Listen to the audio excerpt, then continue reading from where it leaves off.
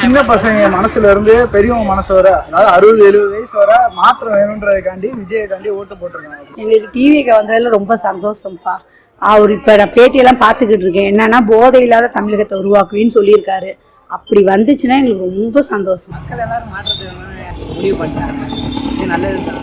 2 பேருமே மாற்றி ஆண்டது போகணும். புதுசாக ஒரு கட்சி வர்றது அவங்களையும் ஆளவுக்கு தான் பார்ப்போம். இவர் 2 வருஷத்துல புதுசில் வச்சுக்கிட்டு எல்லாத்தையும் அடிச்சு எவ்வளோ பேர் பூரா முடிக்கிட்டு. நேற்று எலெக்ஷன் ரிசல்ட் பார்த்துருப்பீங்க. ஒரு 50-60 வருஷம் வரலாற்றையே மாத்தி போட்டாப்ல விஜய். இந்த டிவிக்கு இந்த வருஷம் பெரும்பாலான தொகுதிகளை கைப்பற்றுறதை நீங்க என்ன நினைக்கிறீங்க? என்ன மாற்றம் நல்லா இருக்குன்னு நினைக்கிறீங்க? நிறைய இடத்துல அவர் ஜெயிச்சிருக்காரு. அதுவும் இல்லாம ஒவ்வொரு இடத்துலயும் அவர் நல்லாவும் ஜெயிச்சிருக்காரு. எல்லா இடத்துலயும் மனசு இடம் பிடிச்சி நல்லா ஜெயிச்சிருக்காங்க. அது மட்டும் இல்லாம விஜயகாண்டி ரசிகர் மன்றம்னு ஒண்ணு இருந்துச்சு. அதுல நிறைய உதவிகளும் பண்ணாங்க. அதனால எல்லாருக்கும் நல்ல இன்னும் என்ன நிறைய பண்ணா நல்லா இருக்குன்னு நினைக்கிறீங்க இந்த அடுத்த 5 வருஷத்துல? அடுத்த 5 வருஷத்துல நிறைய இடத்துல தண்ணி தேங்கி நிற்குது. இப்போ சென்னையிலேயே சரி, மற்ற ஊர்லயும் சரி. அதுவும் இல்லாம தண்ணி, அப்புறம் உணவுக்கெல்லாம் நிறைய பற்றாக்குறை இருக்கு. அதெல்லாம் கொஞ்சம் சரி பண்ணி மாற்றணும். இதுவரை பண்ணாத எல்லாத்தையும் கொஞ்சம் யோசிக்கணும் ப்ரோ. அது எல்லாமே எல்லாத்துக்கும் அத்தியாவசிய தேவையான பொருட்கள் எல்லாமே கொஞ்சம் நல்லா கொடுக்கணும் ப்ரோ. அது நிறைய பேருக்கு தேவைப்படும். அதுவும் இல்லாம ஏழை எளிய மக்களுக்கு கொஞ்சம் உதவணும். அது எல்லாத்துக்கும் உதவியா இருக்கு.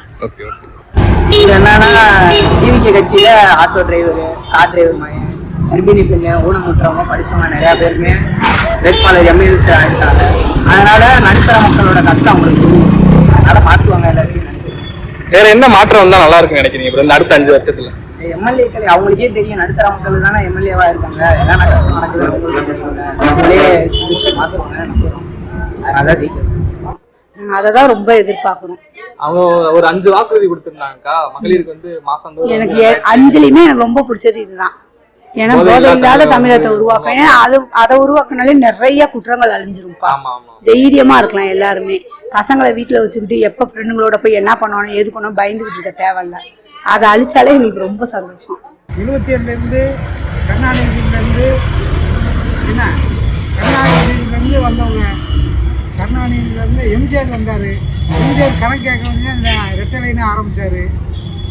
இவர் 2 வருஷத்தில் புதுசில் வச்சுக்கிட்டு எல்லாத்தையும் அடிச்சு எவ்வளோ பேர் பூரா முடிக்கிட்டு. ஆட்சி மாற்றத்தை நீங்கள் எப்படிங்க பார்க்குறீங்க? ஆட்சி மாற்றத்தை இன்னும் 6 மாதம் சென்றா தானே பார்க்க முடியும். இவரோட கோரிக்கை என்னன்னா மகளிருக்கு மாசம் 2500, அது இல்லாமல் வருஷத்துக்கு 6 சிலிண்டர் கொடுக்குறேன் அப்படின்ற மாதிரி சொல்லியிருந்தாங்க. என்ன மாற்றம் வந்தால் நல்லா இருக்குன்னு அடுத்த 5 வருஷத்துக்கு தமிழ்நாட்டில்? நல்ல ஆட்சி அமைச்சாருன்னா எங்களுக்கே அடுத்த வட்டம் எல்லாரோட ஒரு குழப்பறாருன்னா ஒரு வருஷத்துல தூக்கி வச்சுருவாங்க. இந்த தேர்ச்சி சொல்லி என்ன தேர்ச்சி 2 கட்சியும் பரம்பரை கட்சியில் 77லேருந்து நாங்கள் கட்சியை வளர்த்துருங்க. 77லேருந்து அண்ணா காலத்துலேருந்து பெரியாருக்கே இருந்ததே நாங்கள் வந்தேன். பெரியார்லேருந்தே வந்ததே அப்புறம் திராவிட கழகத்தில் அப்புறம் அண்ணா, அப்புறம் எம்ஜிஆரே சொன்னார், அண்ணா போய் மூஞ்சியை காட்டுறா ஓட்டு விழுந்துருந்தா அப்படின்னு சொன்னார். அதே கேட்டால் ஒரு மூஞ்சியை காட்டி ஓட்டை வாங்கிட்டாரு. பரவாயில்ல, அதை பற்றி நான் ஒன்றும் தப்பு சொல்லலை. இருந்தாலும் 2 வருஷத்தில் 2 மீட்டிங்குமே போட்டார். இருந்தாலும் இவர் வந்துட்டார். பரவாயில்ல, அதை பற்றி பரவாயில்ல. 6 மாதம் நின்று பார்ப்போம்.